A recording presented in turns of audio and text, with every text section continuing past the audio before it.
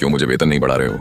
यह प्रश्न हर कर्मचारी के मन में उठता है, खासकर जब वह खुद को स्मार्ट और आकर्षक समझता है। महीनों से या सालों से मेहनत करने के बाद इस सवाल का उठना स्वाभाविक है। अपने हंसमुख व्यक्तित्व के साथ मैं अपनी बुद्धि को पहचानना चाहता था। क्या मेरी हैसियत सिर्फ मेरी बाहरी छवि तक सीमित है, या मेरा ज्ञान और अनुभव भी इस खेल का हिस्सा है? बॉस का उत्तर सुनने के बाद मेरे अंदर एक चिंगारी सी जगी। उन्होंने कहा, तुम्हारी बुद्धि बहुत कम है, इसीलिए तुम्हें वेतन नहीं मिलेगा। यह सुनकर मेरा मन बेहद परेशान हुआ। क्या केवल एक सूचना पर निर्णय लिया जाता है?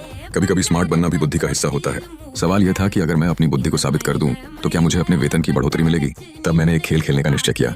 अगर तुम मेरी 5 बातें दोहराओगे तो मैं तुम्हारा वेतन बढ़ा दूंगा, मैंने कहा। खेल शुरू हुआ और मेरे मन में सवाल उठ रहा था, अगर मैं हार गया तो?